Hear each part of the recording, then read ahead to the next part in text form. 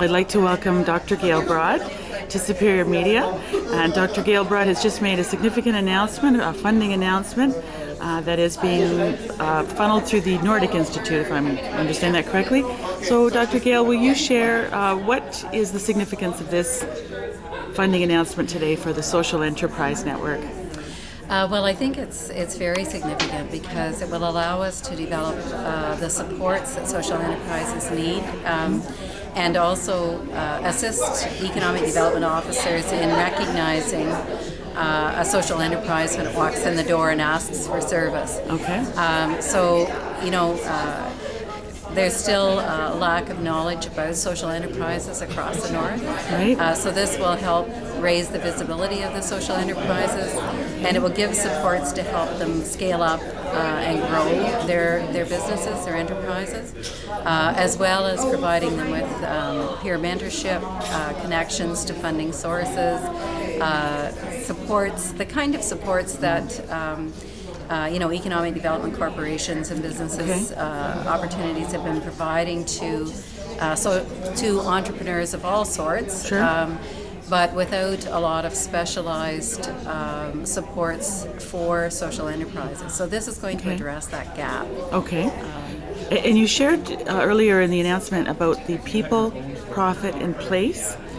And that is like the model that the social enterprise hopes to develop more to the common good.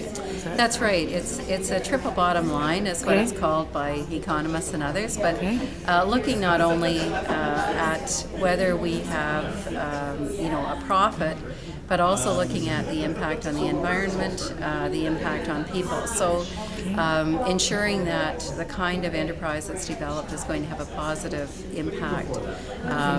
I think many folks nowadays know that you don't have to choose between jobs and the environment, but we still don't necessarily measure that. So this is really ensuring that we think about how we measure our success. Okay.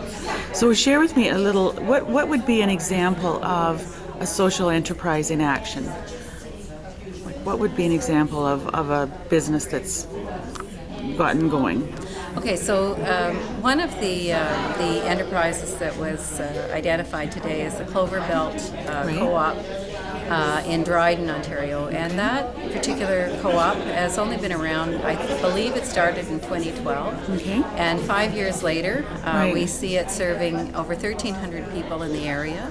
It's basically an online farmers market where people can check off all the types of food that they would like in their box, and the farmers, by coming together, the producers who have come together to share this marketing process, make sure that there's eggs in the box, or onions in the box, or rhubarb in the box, or whatever. Blueberries, I'm sure, from Dryden too. Exactly. Whatever the individual wants from their fresh produce that week. They can purchase it, identify it online, and then the box is produced. And usually the people come to pick it up, but now what Clover Belt is doing right now is they're expanding that a bit so that they can take it to communities that are a little bit further dispersed. So maybe you're 2 hours out or you're up in Red Lake, they can make sure that the produce is coming as much as possible from that area, and then ensuring that there's a delivery spot closer to you so that you can pick it up. Right. We also have social enterprises.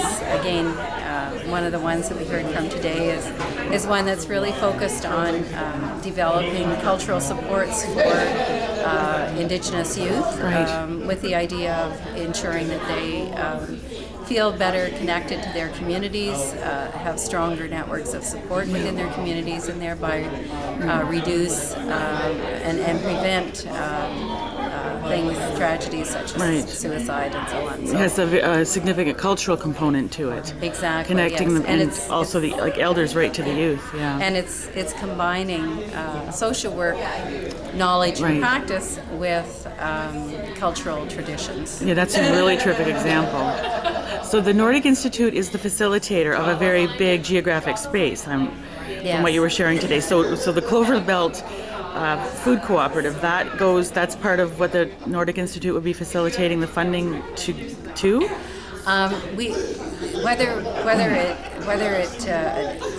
they're just one of the many Sure. social enterprises that we're using as an example Okay. today. Okay. In terms of funding, there's another announcement that's coming out that will be funding specifically for social enterprises themselves. Okay. This is more to develop the supports Okay. For social enterprises, so that although access to capital is one of the key things, Okay. and that's why there's a separate funding process for that. Okay. The partnership that NORDIK is leading will ensure that the social enterprises can get connected to those funding opportunities, as well as connected to the other knowledge, information, peer mentoring kinds of things that they need access to as well. So thank you very much, Dr. Broad, for your time today, and good luck with everything. Thank you very much. Thank you.